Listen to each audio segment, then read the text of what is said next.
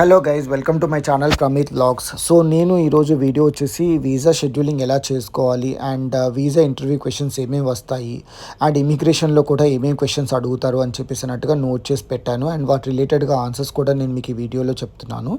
So video చివరి వరకు చూడండి. అట్ ద సేమ్ టైం మీకేమైనా ఎక్స్ట్రా క్వశ్చన్స్ మీ దగ్గర ఉంటే కనుక కమెంట్ బాక్స్లో కమెంట్ చేయండి. అట్ ద సేమ్ టైం మీకేమైనా డౌట్స్ ఉన్నా లేకపోతే మీకేమైనా హెల్ప్ కావాలి అనుకుంటే కనుక నా కమెంట్ బాక్స్లో కమెంట్ చేయండి. నేను మీకు రిప్లై ఇస్తాను. సో దట్ మీరు కూడా షెడ్యూల్ చేసుకోవడానికి ఈజీగా ఉంటుంది. నా ఛానల్ని కనుక మీరు సబ్స్క్రైబ్ చేసుకోకపోతే ముందుగా సబ్స్క్రైబ్ చేసుకోండి. అండ్ ఈ వీడియో కనుక నచ్చినట్లయితే కనుక లైక్ చేయండి అండ్ షేర్ చేయండి. ముందుగా వీసా ఎలా షెడ్యూల్ చేసుకోవాలి, దాని ప్రాసెస్ ఏంటనేది నేను మీకు ఇప్పుడు ఎక్స్ప్లెయిన్ చేయబోతున్నాను.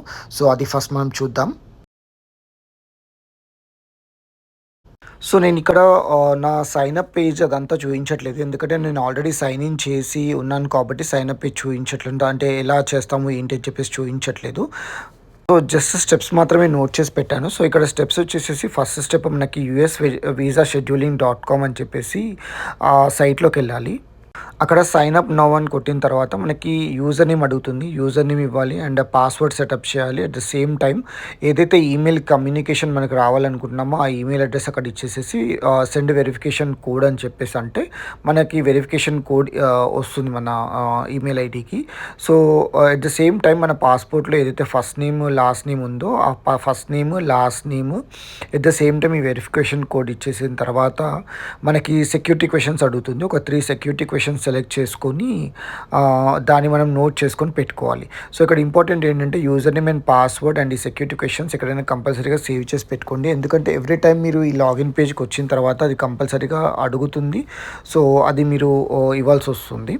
సో క్లిక్ ఆన్ క్రియేట్ అంటే డైరెక్ట్గా మన ప్రొఫైల్ పేజ్కి తీసుకెళ్తుంది. ప్రొఫైల్ పేజ్లో మన యూజర్ నేమ్ అండ్ పాస్వర్డ్ తెలుస్తుంది అండ్ సెక్యూరిటీ క్వశ్చన్స్ తెలుస్తుంది. అక్కడ యాక్సెప్ట్ పాలసీ అని చెప్పేసి అది క్లిక్ చేసిన తర్వాత సెలెక్ట్ కంట్రీ, లాంగ్వేజ్ అండ్ వేరే ఏదైనా కాంటాక్ట్ ఈమెయిల్ ఉంటే కనుక ఆ contact email, same email address కూడా ఇవ్వచ్చు మీరు కాంటాక్ట్ ఈమెయిల్గా.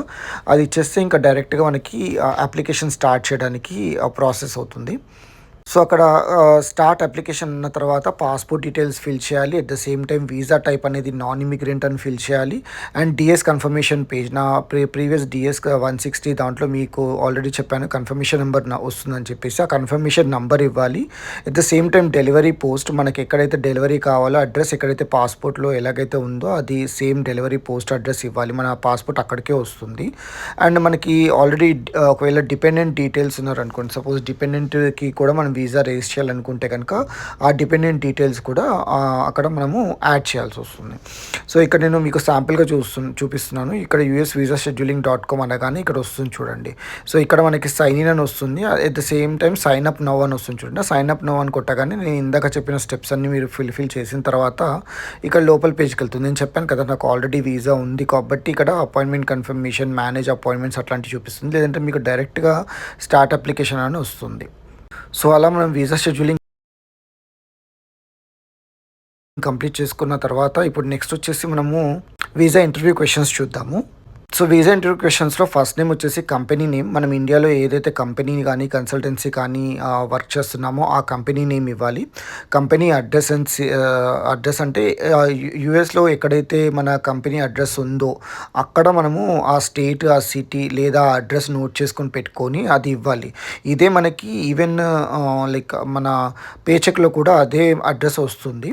సో క్లయింట్ నేమ్, మనం ఏ క్లయింట్కి అయితే మనం వెళ్తున్నామో యూఎస్కి ఆ క్లయింట్ నేమ్ ఇవ్వాలి. ఆ క్లయింట్ అడ్రస్ లైక్ ఎక్కడైతే ఫోర్త్ క్వశ్చన్ వచ్చేసి క్లయింట్ అడ్రస్. సో ఆ క్లయింట్ అడ్రస్ ఎక్కడైతే క్లయింట్కి మనం వెళ్తున్నామో లైక్ సపోజ్ అది డల్లాస్లో ఇర్వింగ్లో ఉందనుకోండి, ఇర్వింగ్ అని చెప్పేసి అన్నట్టుగా ఇవ్వాలి. దాని పూర్తి అడ్రస్ కూడా నోట్ చేసుకొని పెట్టుకోవాలి మనం ఆల్వేస్. సో ఫిఫ్త్ క్వశ్చన్ వచ్చేసేసి address where you stay. Every time మనకి ఏంటంటే అడ్రస్ వేర్ యూ స్టే అన్నదానికి ఆన్సర్ మనం హోటల్లో స్టే చేస్తున్నాము తర్వాత మనం వెతుక్కుంటామని చెప్పాలి. ఎక్కడైతే మనం బ్రదర్, సిస్టర్ వాళ్ళ ఇంట్లో లేకపోతే ఫ్రెండ్స్ వాళ్ళ ఇంట్లో ఇట్లా ఉంటున్నామని అయితే ఖచ్చితంగా చెప్పకూడదు. సో ఇవే క్వశ్చన్స్ ఇమిగ్రేషన్లో కూడా మనకి అడుగుతారు. సో డెఫినెట్గా ఇవే క్వశ్చన్స్కి సేమ్ ఆన్సర్స్ కూడా ఉంటుంది. సో అడ్రస్ ఎక్కడ అని అంటే కనుక ఆల్వేస్ హోటల్ అడ్రస్ ఇవ్వండి. ఆ హోటల్ అడ్రస్ షేర్ చేయండి. నెక్స్ట్ శాలరీ అనేది నేను మీకు అంతకుముందు నా పిటిషన్ రివ్యూ అప్పుడు చెప్పాను. సో ఆ పిటిషన్లో శాలరీ నోట్ చేసుకోండి. అదే శాలరీ మీరు ఇక్కడ అప్రాక్సిమేట్గా చెప్పాలి. And next roles and responsibilities. ఇక్కడ రెగ్యులర్‌గా వర్క్ చేసే roles and responsibilities like every typical మన ఐటీలో వర్క్ చేసే అలా కాకుండా కొంచెం వేరేలాగా చెప్పాలి. సో దట్ వాడు కన్విన్స్ అవ్వాలి. ఎలా అంటే ఓకే. తిను బాగా పెర్ఫార్మ్ చేస్తాడు అక్కడ అన్నట్టుగా, లేకపోతే టిపికల్ టెక్నాలజీస్ ఉన్నాయి ఇతని దగ్గర అన్నట్టుగా మనం చెప్పాలి. అది కంపల్సరీగా నోట్ చేసుకొని పెట్టుకోండి. నెక్స్ట్ వచ్చేసి ఎయిత్ క్వెషన్. ఇది నన్ను అడిగారు ఈ question. Is this the first time you're travelling to US అంటే యెస్ అని చెప్పాలి. లేదు అంటే కనుక మీరు ఆల్రెడీ ట్రావెల్ అయితే సెకండ్ టైమ్ అన్నట్టుగా చెప్పొచ్చు. And which location are you travelling అంటే ఏ లొకేషన్కి, లైక్ ఇప్పుడు డల్లాస్కి అయితే కనుక డల్లాస్ అని చెప్పేసి, అట్లాంటా అయితే అట్లాంటా అని చెప్పేసి, న్యూయార్క్ అయితే న్యూయార్క్ అని చెప్పేసి చెప్పచ్చు. And what is your current designation అంటే ఇండియాలో మన కరెంట్ డెసిగ్నేషన్ ఏదైతే ఉందో ఆ డెసిగ్నేషన్ ఇక్కడ చెప్పాలి. లైక్ టీమ్ లీడ్ అయితే టీమ్ లీడ్ అన్నట్టుగా. నెక్స్ట్ మన క్వాలిఫికేషన్ ఇది రీసెంట్గా మా ఫ్రెండ్కి అడిగారు. సో తనది ఎంబీఏ కాబట్టి ఎంబీఏ అని చెప్పాడు. సో కొంతమంది ఎంఎస్సీ కావచ్చు, ఎంసీఏ కావచ్చు, అలా క్వాలిఫికేషన్ చెప్పచ్చు. అండ్ తనని యూనివర్సిటీ అండ్ లొకేషన్ కూడా అడిగారు. సో యూనివర్సిటీ అండ్ లొకేషన్ ఎక్కడుంది, మన ఇండియాలో యూనివర్సిటీ లొకేషన్ అది ఇవ్వాలి. నెక్స్ట్ మన కంపెనీ లొకేషన్ ఇన్ ఇండియా ఎక్కడైతే మనం వర్క్ చేస్తున్నామో, లైక్ హైదరాబాద్లో దివ్యశ్రీ బిల్డింగా లేదా ఢిల్లీలోనా ఎక్కడైతే వర్క్ చేస్తున్నామో ఆ లొకేషన్ నేమ్ ఇవ్వాలి. నెక్స్ట్ వచ్చేసి మన ప్రీవియస్ ఆన్షోర్ ఎక్స్పీరియన్స్, లైక్ రీసెంట్గా మా ఫ్రెండ్ ఒకతను ఆల్రెడీ డెన్మార్క్ ట్రావెల్ అయ్యి వస్తే తనకి డెన్మార్క్ రిలేటెడ్ క్వశ్చన్ అడిగారు. నువ్వు డెన్మార్క్కి ట్రావెల్ చేసావా, సో డెన్మార్క్కి ట్రావెల్ చేసినప్పుడు ఏ క్లయింట్కి వర్క్ చేసావా అనేది 15th క్వశ్చన్. అది నేను మీకు చెప్పాను, which client you travel previous travel అని చెప్పేసి చెప్పాను కదా అది. సో అలాంటి క్వశ్చన్స్ కూడా అడుగుతారు. సో వీటికి కూడా మనం ప్రిపేర్ అయ్యి ఉండాలి. సో ఆ కంపెనీ మన 16th క్వశ్చన్ వచ్చేసేసి how long like working with your current company అంటే కొంచెం ఎక్కువ ఎక్స్పీరియన్స్ చెప్పాలి. మరీ 1 year, హాఫ్ ఇయర్ అట్లా చెప్పకూడదు. అట్లీస్ట్ 3 years, 5 years లేకపోతే 10 years అన్నట్టుగా చెప్పాలి. అండ్ 17th క్వశ్చన్ వచ్చేసి మన శాలరీ ఇన్ ఇండియాలో మనకు శాలరీ ఎంత వస్తుంది అనేది ఆ క్వశ్చన్. సో ఇండియాలో శాలరీ మనకి అది అప్రాక్సిమేట్గా చెప్పాలి. బట్ ఇక్కడ గుర్తుంచుకోండి ఏంటంటే అది మనకి ఓవర్గా లైక్ యూఎస్లో వచ్చే శాలరీ కంటే ఎక్కువ వస్తుంది అన్నట్టుగా చూపించకూడదు, తక్కువ వస్తుంది అన్నట్టుగానే చూపించుకోవాలి. And how many years of experience you have అని చెప్పేసి అంటే మనకి ఎక్కువ ఎక్స్పీరియన్స్ చెప్పాలి. Nearly always about 10 years of experience అన్నట్టుగానే చెప్పాలి, చూపించాలి కూడా. సో మనకి ఇవంతా అయిపోయిన తర్వాత అదే ఇంటర్వ్యూ క్వశ్చన్స్లో మన కరెంట్ పిటిషన్ ఏదైతే ఉంటుందో ఆ కరెంట్ పిటిషన్ అడుగుతారు. సో ఆ కరెంట్ పిటిషన్ అనేది మనం ఆల్వేస్ రెడీగా ఉంచుకొని వాళ్ళకి ఇవ్వాలి. సో ఇవి most of the questions. And to the best of my knowledge నేను ఏవైతే క్వశ్చన్స్ నోట్ చేసుకున్నానో, అంటే చాలామంది దగ్గరికి వెళ్ళి అడిగి తీసుకున్నవి, మోస్ట్ ఆఫ్ ద క్వశ్చన్స్ ఇవే రిపీట్ అవుతూ ఉంటాయి చాలా మటుకు.